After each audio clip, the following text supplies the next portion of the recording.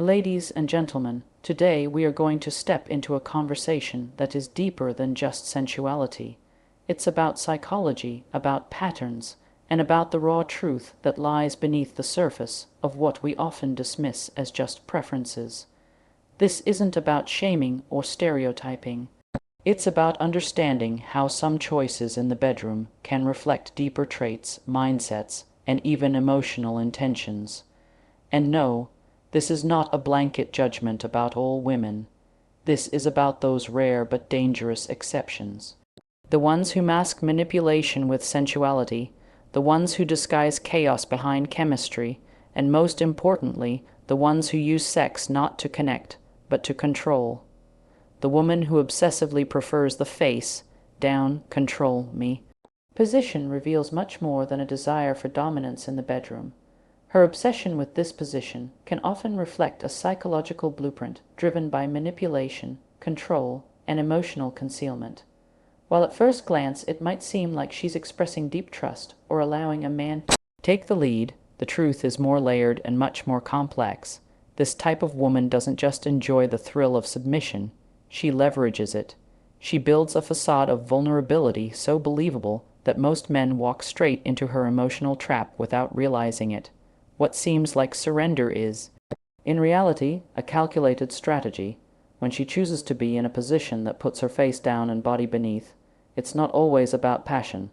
It's about giving the illusion that she needs you, that she trusts you, that she's letting you take charge, but beneath that surface, she's watching, she's calculating, and she's preparing her next emotional move. The danger in this kind of interaction is that it builds a false sense of emotional closeness.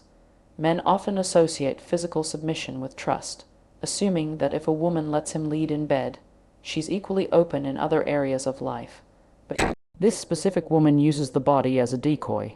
She lets her guard down physically to keep her guard up emotionally. She draws you in deeper not because she wants intimacy, but because she wants influence. She understands that many men equate dominance in the bedroom with power in the relationship.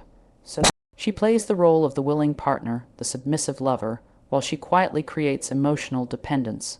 Once she knows you're hooked, the game changes. She begins to test boundaries, to push limits, to withdraw and re-engage on her own terms. She'll let you believe you're leading while she subtly guides your thoughts, your emotions, and even your decisions. This is not a woman who wants a partnership. This is a woman who wants control without ever appearing controlling. And that's the most dangerous kind of manipulation because it's wrapped in softness. It's disguised as affection. And it's often undetectable until it's too late. She will reward your dominance in the bedroom with emotional closeness only when it serves her purpose, when she wants something, when she's trying to keep you distracted, or when she's feeling insecure and needs reassurance. But once her needs are met, she becomes emotionally distant again. And because the physical connection is so intense, so consistent, many men will overlook the emotional inconsistency, convincing themselves that as long as the bedroom is passionate, the relationship must be healthy. This is where many fall into the trap because they mistake physical submission for emotional availability, and that confusion creates a cycle of chasing, pleasing, and constantly trying to recapture the moments of intense passion that she controls with precision. She will often praise your masculinity, tell you that she's never felt this safe, this dominated, this taken, but in the same breath, she will disappear emotionally when you need her most. She will be unavailable when you're vulnerable, distant when you try to open up, and dismissive when you express your feelings. She thrives on imbalance, on keeping you uncertain, on giving just enough to make you stay, and withholding just enough to keep you chasing. This dynamic is not love, and it's not real submission. It's strategic seduction. She has studied your patterns, she knows what you respond to, and she's mastered the art of pretending to need you just long enough to get what she wants. Often, these women are emotionally wounded, and rather than heal, they've learned to use relationships as a way to regain power they once lost. Their trauma becomes a script, their sensuality becomes a weapon, and the bedroom becomes their battlefield. And while they appear to be yielding, they are actually directing every move, ensuring they never have to be the ones exposed, the ones vulnerable, the ones emotionally naked. They will often surround themselves with narratives that make them appear as victims of past relationships, stories of betrayal, abandonment, or emotional abuse, not always because they're false, but because they serve as tools to disarm you, to make you lower your guard, to make you feel like the hero in their broken tale. And once you've assumed that role, you're no longer just a partner, you're a project, and your loyalty is no longer based on love, but on a sense of obligation to protect her, to heal her, to never hurt her like the others did.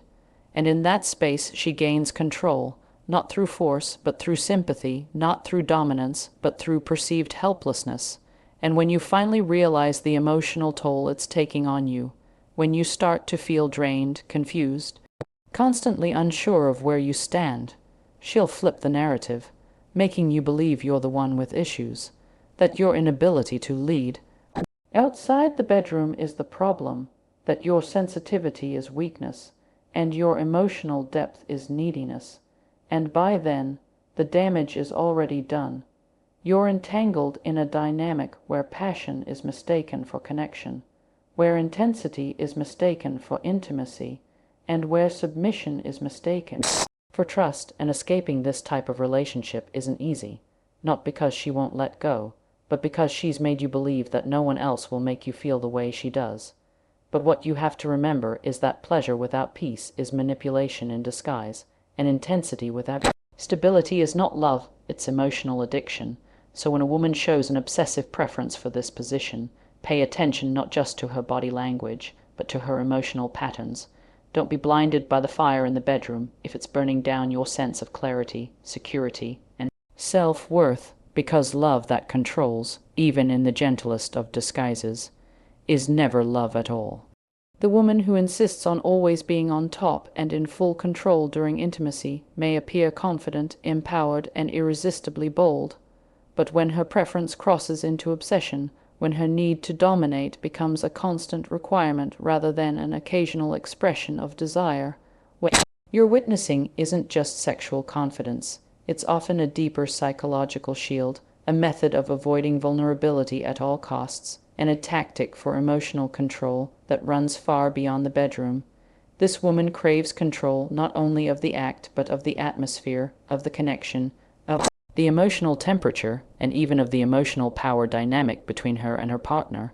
She often struggles with letting go, not just physically, but emotionally and mentally, and instead of softening into trust, she asserts her dominance in subtle but impactful ways. By always needing to be on top, she's not just choosing a physical role. She's scripting a power structure where she never has to surrender, never has to expose her emotional underbelly, never has to lean on anyone else because leaning feels like weakness to her. She may have been hurt before, betrayed or abandoned, and instead of healing those wounds, she's armored herself with control disguised as sensuality. And the danger here is that to many, her sexual dominance appears sexy, intriguing, even liberating, especially in a world that often romanticizes boldness as empowerment. But what's missed in all that noise is the emotional shutdown quietly operating in the background. She doesn't want to be touched unless she initiates it. She doesn't want to be led unless she frames it as her idea. And she doesn't want to explore mutual vulnerability. She wants to dictate the terms, and that includes when, how, and if she allows emotional access to herself. In relationships, she becomes the emotional gatekeeper, offering closeness on her terms, pulling away when things get too real, and cloaking her avoidant behavior under the guise of independence. But what she's truly doing is controlling the flow of intimacy to ensure she's never the one who feels uncertain, who waits on a call, who wonders where she stands, because in her mind, being in control means being safe, and anything outside that feels like a threat. She will often use her physical presence and performance to distract from emotional distance, making the relationship feel passionate, alive, even intoxicating. Yet underneath all that fire is a deep resistance to genuine connection, a fear that if she gives up control, she'll lose herself or worse, be hurt again, and so she maintains the upper hand by staying in charge of how Love is expressed when it's expressed and to what degree it's allowed to grow. This is not about occasional moments of dominance. This is about a pattern, a consistent behavior that shapes the relationship into a one-sided dynamic where the man is emotionally seduced and then emotionally sidelined, and the confusion for many men lies in the fact that she gives so much physically, her energy, her passion, her time, but emotionally she remains just out of reach, just mysterious enough to keep you curious, just unattached enough to keep you chasing, and that chase is exactly what feeds her need for control, because the moment you stop chasing, the moment you start asking for more emotional presence or softness or depth, she'll pull back, claiming she doesn't want to be tied down, that she values her space, that things are getting too intense, and while you're left questioning whether you moved too fast or asked for too much, what's really happening is that her control is being challenged, and she's not ready to meet you on equal emotional ground. Instead, she'll redirect, using sex again to recapture your focus, to shift the energy back to where she feels safe, which is in the physical, where she gets to call the shots, decide the rhythm, and remain untouchable in the ways that matter most. The long-term effect of being with a woman like this is a deep emotional imbalance, because while your body is being satisfied, your heart is being starved, and over time, you start to feel unworthy, unseen, like you're giving your all to someone who only meets you halfway when it's convenient. And because she's so skilled at using sex as a bridge back into closeness, it becomes difficult to separate genuine intimacy from her performative dominance, making it hard to know if she ever really connected with you or simply used you to maintain her emotional structure. This kind of relationship feels exciting at first, even empowering, especially for men who are drawn to strong, assertive women. But what you eventually discover is that strength without softness, confidence without emotional availability, leads to exhaustion and confusion. You're left guessing, trying to decode her silence, trying to understand why the passion is so strong, yet the closeness feels so distant. And the reality is, she doesn't want to be truly seen. She wants to be admired, desired, even chased, but never fully emotionally penetrated, because to her, emotional surrender feels far more dangerous than physical surrender ever could.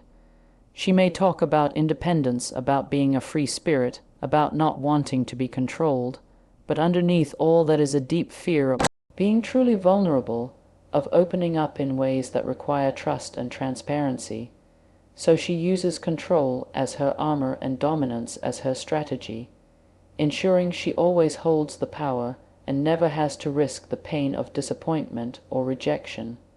And the truth is, if you can't trust someone to meet you emotionally, to open up beyond performance and physical gestures, then trust becomes an illusion, and connection becomes a game where only one player knows the rules. So when a woman always needs to be on top, when she refuses to surrender even occasionally, when her dominance becomes a pattern rather than a preference, it's worth asking what she's really protecting, what she's really afraid of, and whether you're in a partnership or simply a performance where you're the audience and she's the director, calling every shot and never revealing her true self. The woman who is addicted to risky public encounters may seem thrilling, adventurous, and spontaneous, but beneath that craving for danger lies a chaotic and often unstable emotional foundation that many overlook because they are too caught up in the adrenaline she brings. She is the kind of woman who romanticizes rebellion, who disguises recklessness as freedom, and who turns every moment into a high. Takes performance not for connection, not for intimacy, but for stimulation and control. She thrives on the edge because it distracts her from the deeper emotional void she refuses to confront. She is not necessarily seeking pleasure through exposure. She is chasing a feeling, a rush, something that temporarily silences the emotional noise she carries within. Her desire to be touched in risky places, in dangerous settings, in moments where she might be seen isn't just a kink. It's often a cry for emotional disruption, a way to avoid stillness, because in stillness she must face her inner chaos and she doesn't know how to live without the noise. This woman does not slow down. She doesn't want to stay in and talk about emotions. She doesn't enjoy long silences or deep vulnerability because those things require her to be present. and presence is something she's not comfortable with unless it's drenched in excitement. The danger in being with a woman like this is not just in the public encounters. It's in the emotional instability that mirrors those encounters. Just like she wants to be seen in public spaces doing what others would never dare, she often craves relationships that are messy, unpredictable, full of drama and peaks and valleys, because calm feels like boredom to her and peace feels like a trap. She will draw you into her world with charm, with spontaneity, with unforgettable nights that feel like scenes from a movie. But slowly, those highs become unpredictable lows. She might start arguments just to feel something, disappear and reappear for attention, create emotional whirlwinds that leave you exhausted, and still, she'll seduce you again in the most unexpected moments, keeping you tied to her chaos with the promise of more thrill, more passion, more fire, but rarely any emotional security. She wants you addicted to the excitement, not to the connection, because real emotional connection scares her. Real love feels too vulnerable, too quiet, too exposed in the way she cannot control, and so she replaces that vulnerability with risky behavior, with moments that feel alive on the outside but hollow on the inside. She's the type of woman who might text you something wild out of nowhere, make spontaneous plans that seem sexy and forbidden, but then go emotionally cold when you try to get close, when you ask for commitment, when you express genuine feelings, because while she's fine showing her body in unpredictable places, she cannot show her heart in the safety of consistency. She uses risk to distract, derail any emotional expectation, to ensure the relationship stays physical and intense, not deep and secure. And men often fall for this because the thrill feels new. It feels like passion. It feels like the kind of energy that movies are made of. But what's really happening is that you're getting pulled into an emotional roller coaster with no brakes and no direction. She's not looking for a partner. She's looking for someone who can keep up with her chaos, someone who won't question her patterns, someone who confuses unpredictability with excitement and doesn't notice how emotionally unavailable she truly is. She often grew up in environments where emotional regulation was absent, where love was inconsistent, where thrill was the only way to feel seen. So now she repeats that pattern as an adult, using sex and danger as her language because it's all she's ever known, and instead of healing, she recreates the same instability in every relationship she touches. She will talk about how boring normal relationships are, how routine kills passion, how people just don't know how to live. But what she's really saying is that she doesn't know how to exist without drama, without risk, without doing something that shocks or shakes the moment, because that's the only way she feels alive. And if you become involved with her, you may at first feel empowered, like you're living fully, like you've met someone who truly pushes boundaries, but soon the constant high will turn into emotional fatigue. You'll start to feel drained, confused, questioning why you're always walking on eggshells, why one day she's all over you and the next she's gone cold or distant. And yet when you try to leave, she knows exactly how to pull you back with a bold move, a seductive message, a sudden burst of passion that makes you forget the instability she carries, because she knows that as long as she can give you the thrill, you'll keep overlooking the lack of emotional depth, the absence of real trust, the inability to build something lasting. And that's where the danger lies, not just in what she does, but in how she makes you feel emotionally addicted to chaos disguised as love. She may not even know she's doing this, because for her, chaos is normal, risk is safety, unpredictability is home. But if you're not careful, you'll find yourself stuck in a relationship where you're constantly chasing highs and enduring lows, where love feels like a gamble and safety feels like a trap. And the truth is, no matter how electrifying a woman like this may be, if her idea of connection is rooted in adrenaline and not in stability, then you're not building a future, you're just playing with fire, and eventually something burns, usually your sense of self, your peace of mind, or your emotional clarity. So when a woman seems overly obsessed with being touched in places where she might get caught, ask yourself what she's really seeking. Is it the moment? Or is it the attention? Is it the connection? Or is it the chaos? And if you find yourself being pulled into a cycle where excitement always outweighs emotional safety, then it's time to step back and ask whether this thrill is worth the toll it's taking on your heart, because real connection doesn't have to feel like a constant adrenaline rush, and love, real love, doesn't leave you questioning whether you're truly seen or just being used as a fix for someone else's emotional instability. Now here's the truth: sex is never just sex. It's expression, it's energy, and more often than not, it's revelation. So this isn't about being afraid of women who are confident or adventurous. It's about being aware, because sometimes what a woman craves in bed reflects what she's avoiding in life. Never trust a woman who uses intimacy as manipulation. Never trust a woman who hides control inside of pleasure. And never trust a woman who uses your desire as a playground for her own emotional chaos. The power of real connection lies in balance, where both people can lead, surrender, express, and trust. If she only wants to control or be controlled, that's not love, that's performance. So protect your heart, protect your peace, and learn to read between the lines, not just of her words, but of her body language, her patterns, and her presence. Because a woman's mind is most unveiled not in conversation, but in what she does when no one's watching, or when she thinks your guard is down. Stay aware, stay grounded, and above all, don't confuse fire for warmth.